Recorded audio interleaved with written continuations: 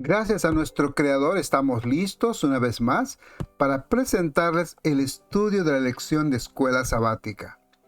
Es una alegría el poder abrir la palabra de nuestro Padre Celestial y aprender juntos cómo vivir una vida que agrade al Eterno.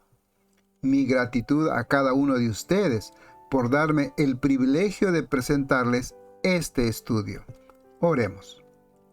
Amado Padre, alabamos tu santo nombre e imploramos tu bendición por este tiempo de estudio. Bendice grandemente a cada oyente y que tus palabras sean el bálsamo que necesitamos. En nombre que es sobre todo nombre, Cristo Jesús es nuestro ruego. Amén. La lección número 11 lleva por título Deuteronomio en el resto del Antiguo Testamento. Y vamos a iniciar dando lectura al texto que encontramos en Segunda de Crónicas, verso 34. Capítulo 34. Mientras se sacaba del templo del Señor el dinero que había sido llevado, allí el sacerdote Hilcías halló el libro de la ley del Señor, que Moisés había dejado. Al informar acerca de esto, Hilcías le entregó el libro al escriba Safán y le dijo: «He hallado en el templo del Señor el libro de la ley». Safán llevó el libro al rey, y mientras le contaba lo del hallazgo le dijo: «Tus siervos han cumplido con todo lo que les fue encomendado». Segunda de Reyes 22, 18. Además, el sacerdote Hilcías me ha entregado un libro, dice Safán. Dicho esto, el escriba Safán leyó el libro al rey, al tiempo que se lo entregaba. El libro que se menciona en estos textos es el libro de Deuteronomio. Este libro estaba perdido por casi un siglo. Muchos reyes habían descuidado una obligación importante. Y el libro de la ley que se menciona en estos textos es el libro de Deuteronomio, parte del Pentateuco, libro que Moisés escribió y mandó a ponerlo junto al arca. Eso lo encontramos en Deuteronomio 31:26, cuando Moisés dice: «Tomad este libro de la ley y ponedlo al lado del arca del pacto de Jehová vuestro Dios, y esté allí por testigo contra ti». Queremos leer ahora 2 de Reyes 22:19. Tan pronto como el rey oyó las palabras de la ley, se rasgó las vestiduras.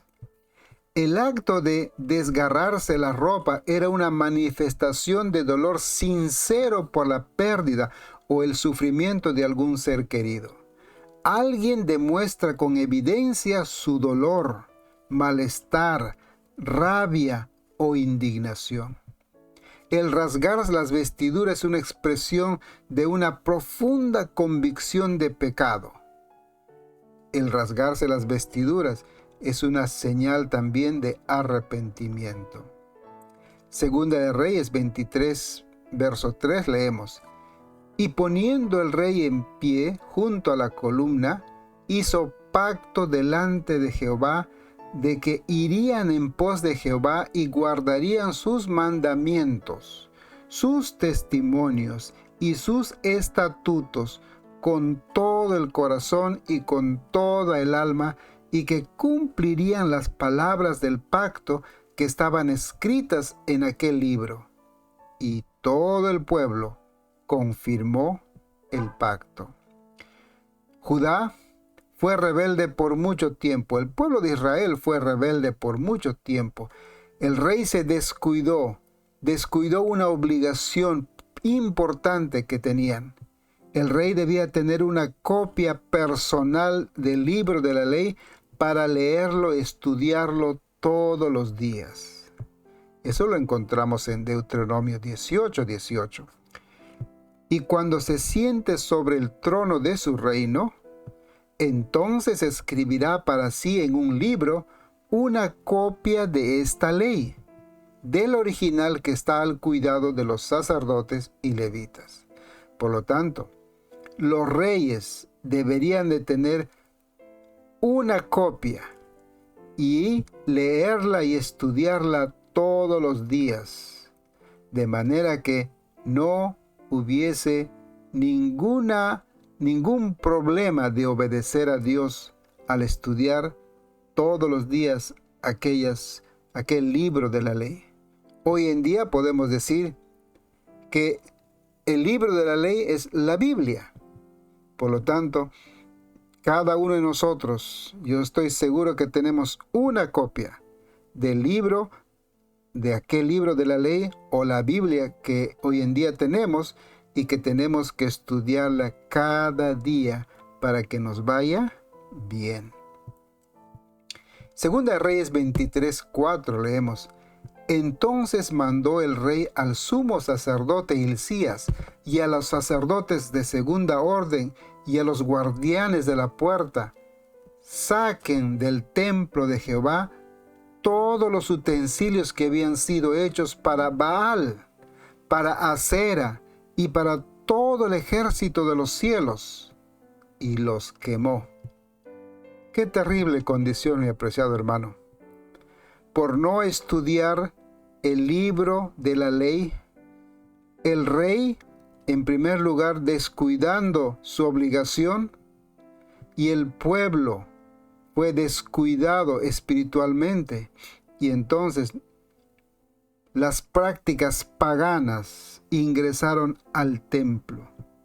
Los ídolos ingresaron al templo. Y Israel se encontraba entonces en una triste condición de desobediencia, deslealtad y rebelión contra Dios.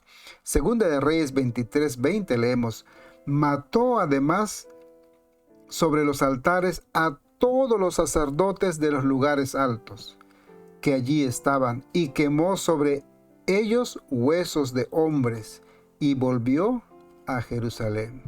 Josías estaba realizando una transformación del templo, una reforma del templo, que estaba en ruinas. Pero la más importante reforma o transformación y que agrada al Padre es la reforma o la transformación de nuestro corazón, de nuestro carácter. Las grandes reformas realizadas por el rey Josías revelaron cuán lejos se había desviado de la verdad que se les había confiado. En lugar de seguir siendo un pueblo santo que se suponía que eran, transigieron con el mundo, se unieron con el mundo, con las prácticas paganas. Aunque a menudo ellos pensaban, el pueblo de Israel pensaba, estamos bien con el Señor, pero vivían engañados. El día lunes encontramos el texto de los cielos y queremos leer Deuteronomio capítulo 10 del 12 al 14. Ahora, pues, Israel, ¿qué pide Jehová tu Dios de ti? Sino que temas a Jehová tu Dios, que andes en todos sus caminos y que lo amas, y sirvas a Jehová tu Dios con todo tu corazón y con toda tu alma, que guardes los mandamientos de Jehová y sus estatutos que yo te prescribo hoy, para que tengas prosperidad. He aquí, de Jehová tu Dios son los cielos y los cielos de los cielos, la tierra y todas las cosas que en ella hay. Y aún podemos leer Salmo 19:1. Los cielos cuentan la gloria de Dios, y el firmamento anuncia la obra de sus manos. Esta es una de las declaraciones bíblicas más claras de que la naturaleza en sí misma está destinada a mostrar la grandeza de Dios.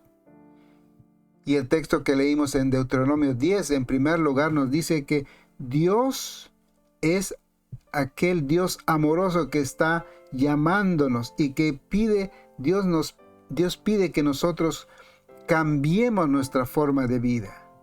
¿Y quién nos está haciendo ese pedido? Verso 14 dice: He aquí, de Jehová tu Dios son los cielos y los cielos de los cielos, es decir, el Creador. el Creador hace el pedido de que cambiemos nuestra vida, que Dios nos va a ayudar a cambiar nuestra vida, que seamos mejores personas. El Padre se identifica como el Creador y dueño de todo, y luego de presentarle sus requerimientos y beneficios o recompensa por la obediencia y fidelidad. Entonces, no estamos obedeciendo a cualquier persona. No es una persona. Estamos obedeciendo al Creador. Estamos obedeciendo al Dios Creador que hizo todas las cosas que vemos. Las estrellas, los firmamentos, los planetas, las galaxias y todo lo que vemos. Y aún lo que nuestros ojos no pueden ver, Dios los hizo. Y aquel Creador está pidiéndonos, nos está rogando que temamos a Jehová nuestro Dios, que lo amemos de todo nuestro corazón y que le sirvamos de todo nuestro corazón y con toda nuestra alma. Primera de Reyes 8:27 leemos: ¿pero en realidad puede vivir Dios en la tierra? Si ni los cielos más profundos pueden contenerle. Entonces, ¿cómo será adecuado para ti este templo que he hecho construir? Mi hermano, no es una expresión simplemente para decirnos, Dios es grande, Dios es poderoso, que un simple templo no puede contener a Dios, porque Dios es el creador de todo. Dios es el autor de todas las cosas. Nehemías 9:6 dice: Tú, Señor, solo tú eres Dios. Tú creaste las estrellas, la tierra y todo lo que hay en ella. Hiciste los mares y todo lo que hay en ellos. Tú le diste vida a todo, y todos los ángeles del cielo te adoran. Mi querido hermano, si los ángeles del cielo adoran al Creador, al originador de todas las cosas, al originador aún de nuestra vida, ¿no desearíamos nosotros entregarnos a Él, humillarnos ante Él, pedirle que Él cambie nuestra vida, cambie nuestro ser al Dios creador poderoso? La pregunta para nosotros sería: ¿por qué la adoración es una respuesta tan apropiada a lo que Dios hizo por nosotros? En primer lugar, Él es nuestro creador. Y por medio de Cristo Jesús somos recreados para vida eterna. Esas dos son la razón suficiente para que Dios reciba nuestra adoración, nuestra honra y gloria. Mi hermano, así como en el tiempo de Israel, la adoración era un aspecto importante. Adorar al verdadero Dios creador de todas las cosas. Hoy en día, también para nosotros es el mismo llamado, es la verdad presente que nosotros tenemos de adorar al Creador. Filipenses capítulo 2, verso 6 leemos: el cual, siendo en forma de Dios, no estimó el ser igual a Dios como cosa a que aferrarse, sino que se despojó a sí mismo, tomando forma de siervo, hecho semejante a los hombres, y estando en la condición de hombre, se humilló a sí mismo, haciéndose obediente hasta la muerte y muerte de cruz. Encontramos entonces, en primer lugar, Dios el Creador. Y ahora encontramos a Cristo Jesús, Dios el Redentor.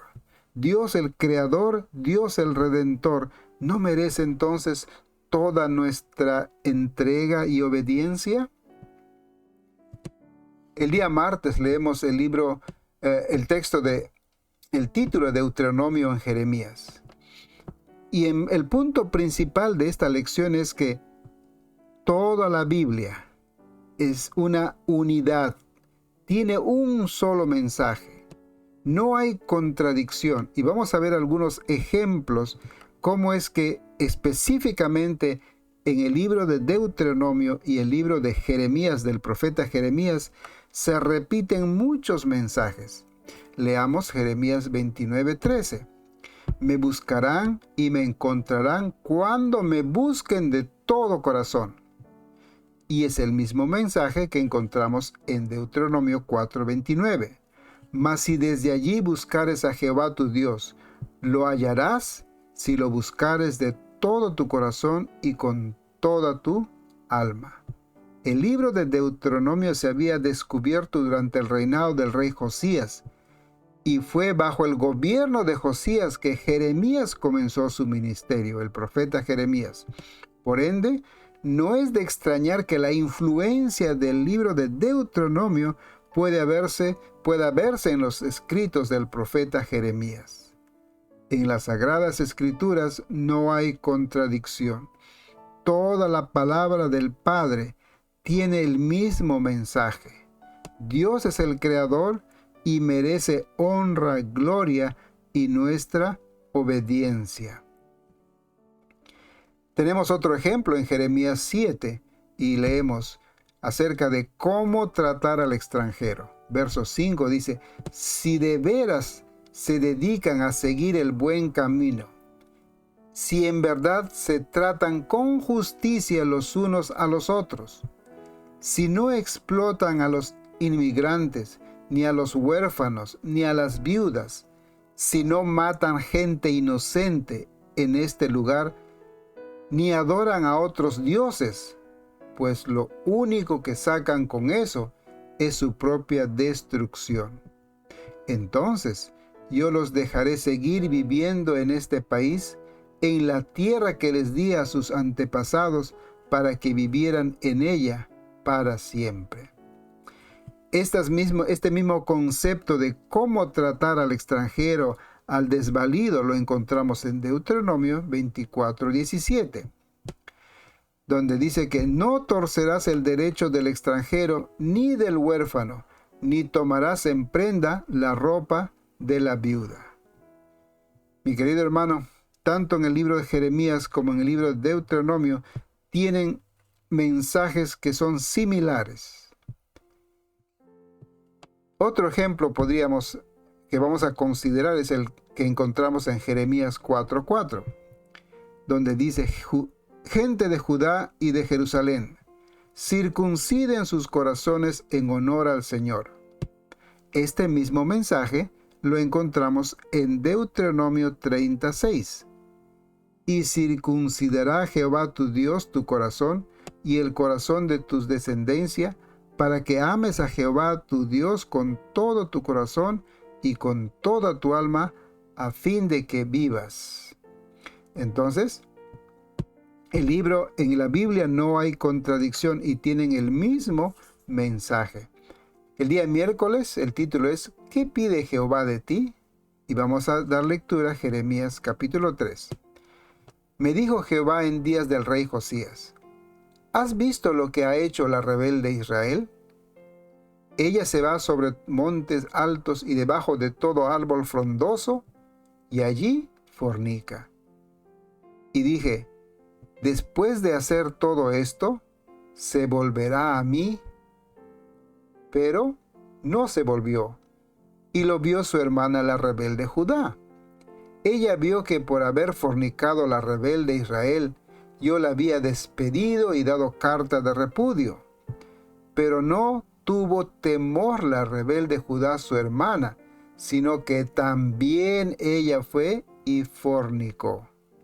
Y sucedió que por juzgar ella cosa liviana su fornicación, la tierra fue contaminada y adulteró con la piedra y con el leño. Con todo esto, su hermana la rebelde Judá no se volvió a mí de todo corazón, sino fingidamente, dice Jehová. Mi apreciado hermano, qué triste condición. El Señor utiliza esta alegoría de Judá, del pueblo de Israel y del pueblo de Judá.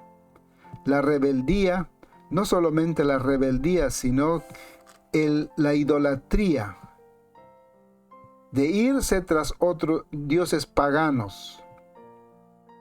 Dios esperaba que ellos recapacitaban, el pueblo de Israel y el pueblo de Judá recapaciten de sus acciones y vuelvan al Dios creador. Pero no fue así. Siguieron viviendo de acuerdo a sus propias ideas. Pero lo triste es cuando en el verso 10 de Jeremías 3 dice que su hermana, la rebelde Judá, se volvió a mí con todo, pero fingidamente. No se volvió al Señor con todo su corazón, sino fingidamente, tratando de engañar a Dios.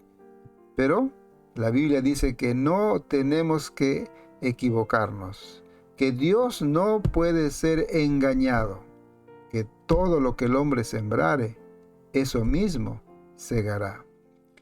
El Salmo 81:11 leemos: pero mi pueblo no quiso oírme, Israel no quiso obedecerme, por eso los dejé seguir con su capricho y vivieron como mejor les pareció.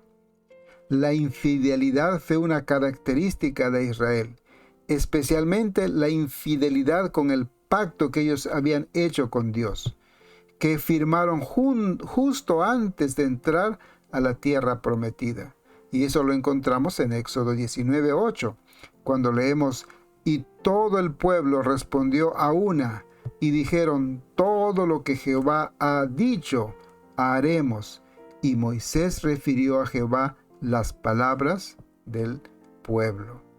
Mi hermano, pronto se olvidaron de la promesa. No solamente se olvidó de la promesa, sino que fueron a adorar dioses paganos. Miqueas, el capítulo 6, el verso 2, leemos: oíd montes y fuertes cimientos de la tierra, el pleito de Jehová, porque Jehová tiene pleito con su pueblo y altercará con Israel. Y el Amós 5:24 leemos: pero corra el juicio como las aguas, y la justicia como impetuoso arroyo.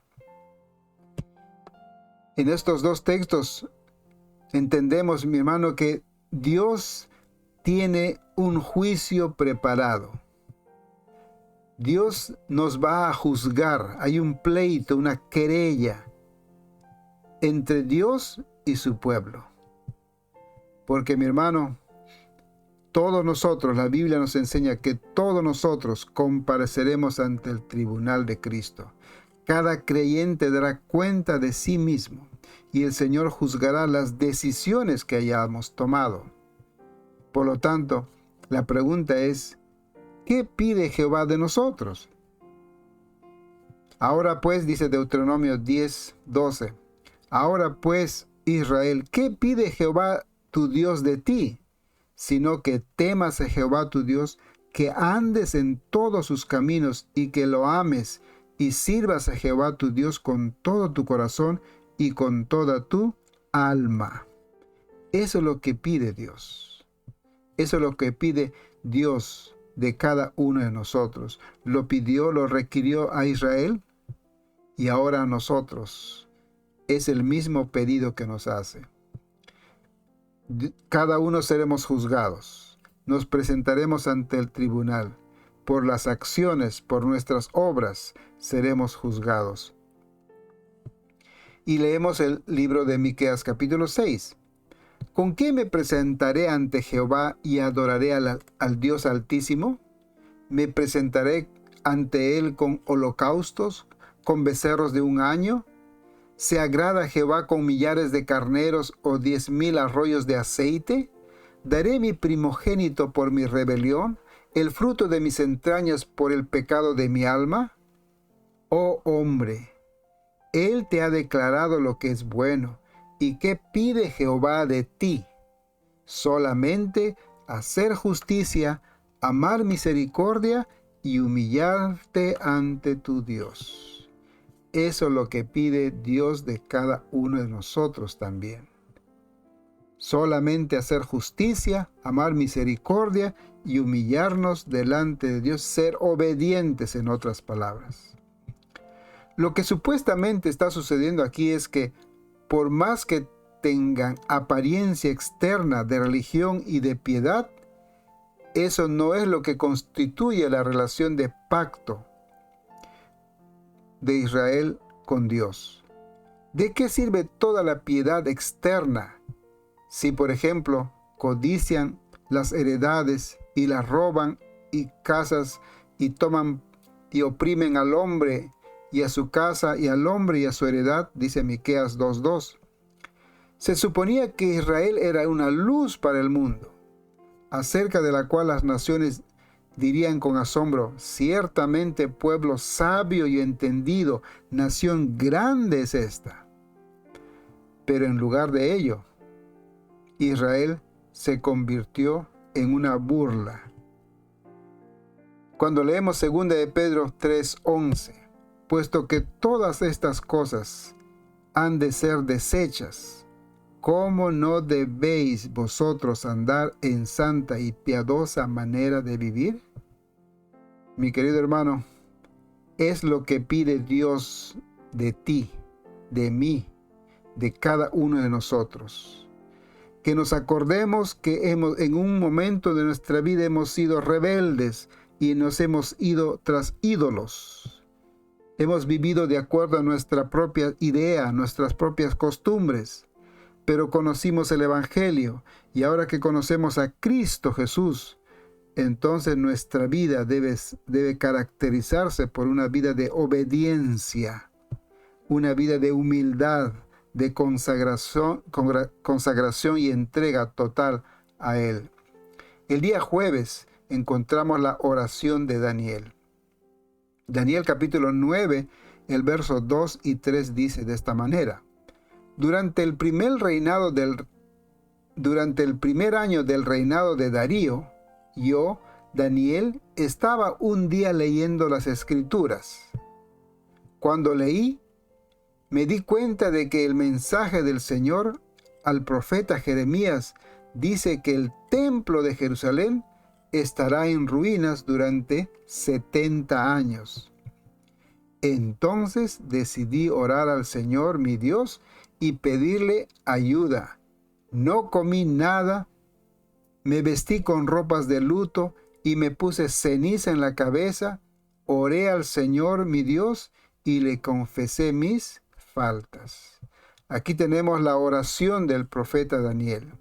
Y aún más podemos leer Jeremías capítulo 25, 11 y 12. Toda esta tierra será puesta en ruinas y en espanto, y servirán estas naciones al rey de Babilonia 70 años. Y cuando sean cumplidos los 70 años, castigaré al rey de Babilonia y aquella nación por su maldad, ha dicho Jehová, y la tierra de los caldeos, y la convertiré en desierto para siempre. Por lo tanto, aquella fecha de los 70 años ya se estaban por cumplir, y Daniel estaba consciente de estos sucesos, y él hace una oración en la cual confiesa sus pecados. La oración de Daniel fue una súplica conmovedora y bañada de lágrimas en la que confiesa sus pecados y los pecados de su pueblo, mientras que al mismo tiempo reconoce la justicia de Dios en medio de la calamidad que les había sobrevenido. Cuando leemos Daniel 9:16, mi Señor, tú eres bondadoso y justo, te ruego que no sigas enojado con Jerusalén, que es tu ciudad y tu monte santo. Nosotros y nuestros padres cometimos muchos pecados. Por eso la gente de las naciones vecinas se burla de tu pueblo. Qué triste condición, mi hermano. Y el profeta Daniel estaba consciente de todo esto. En primer lugar, que Dios tenía un tiempo, que las profecías estaban por cumplir y que el pueblo, sobre todo el pueblo de Israel, no estaba cumpliendo con sus propósitos. de ser una luz. Por el contrario, se convirtió en una burla para los pueblos vecinos.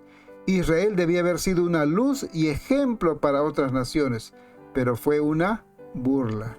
Deuteronomio 4:27 dice que Jehová os esparcirá entre los pueblos y quedaréis pocos en números entre las naciones a las cuales os llevará Jehová. Esas fueron las consecuencias de las malas decisiones que el pueblo de Israel tomó. Deuteronomio le dio a Daniel y a los exiliados un contexto mediante el cual entender que el mal que les sobrevino no era solo un destino ciego, puro azar, sino los frutos de la desobediencia, tal cual se les advirtió. Pero quizá la más importante sea que la oración de Daniel expresa la realidad de que, a pesar de estos hechos, había esperanza. Dios no los había abandonado. Había esperanza. En la oración de Daniel entonces encontramos que Dios está listo para perdonarnos.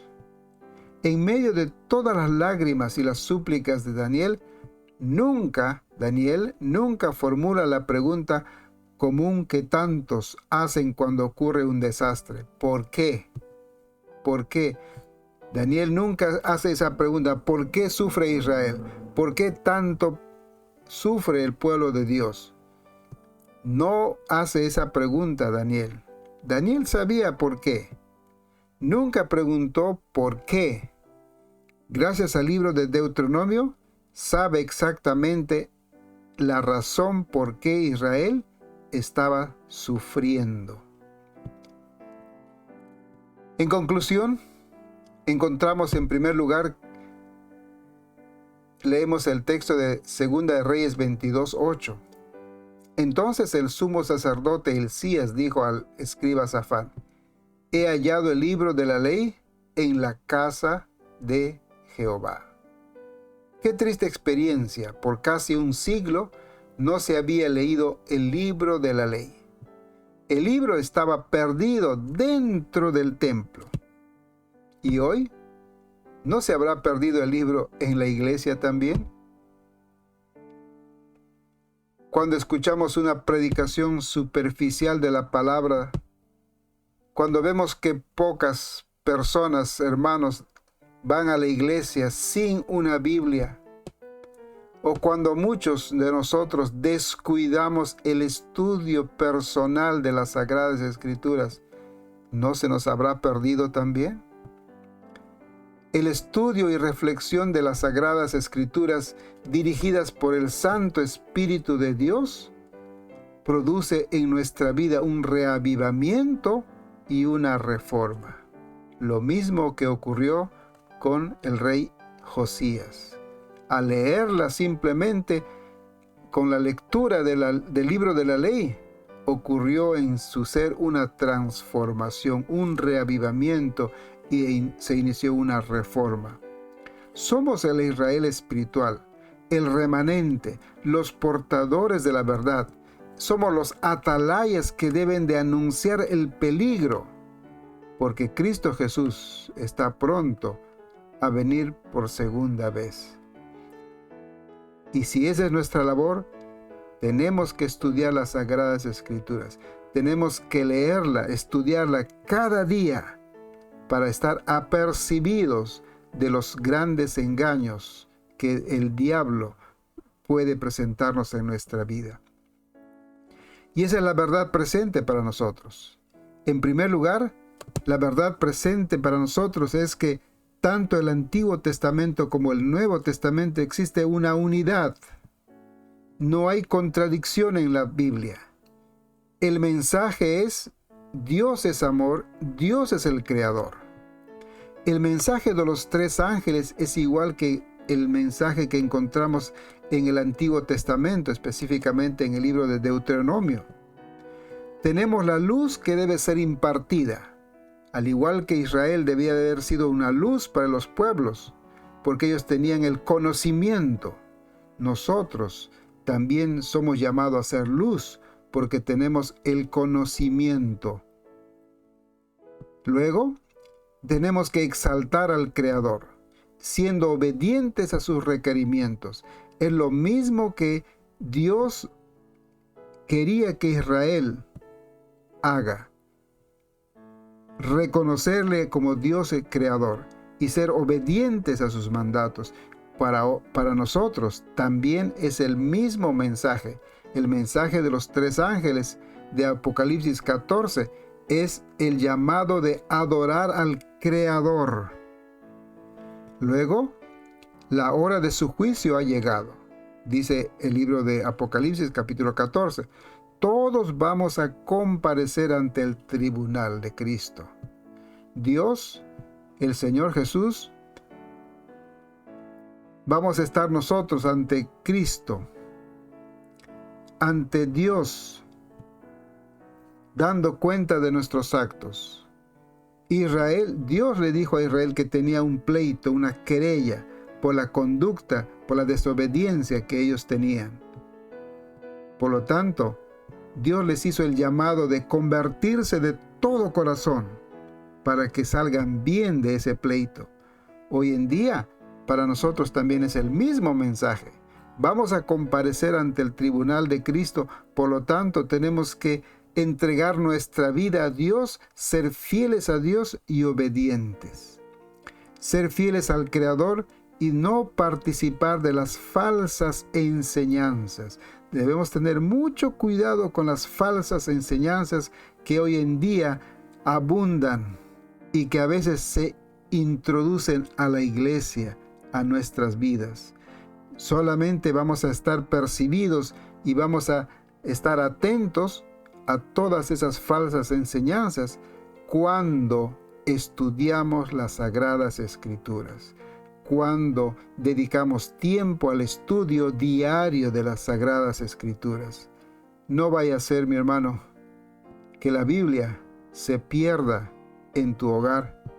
No vaya a ser que la Biblia se pierda en la iglesia, porque pronto, muy pronto, el Señor Jesús vendrá por segunda vez. Mi apreciado hermano, qué gran tiempo que su servidor ha tenido repasando esta lección.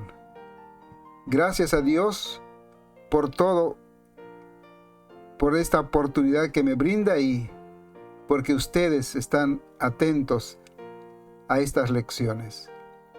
Jehová te bendiga y te guarde. Jehová haga resplandecer su rostro sobre ti y tenga de ti misericordia. Jehová alce sobre ti su rostro y ponga en ti paz. Gracias una vez más, que el Señor te bendiga y te guarde y proteja hoy y siempre. Hasta otra oportunidad, tu amigo y servidor Joel se despide. Bendiciones.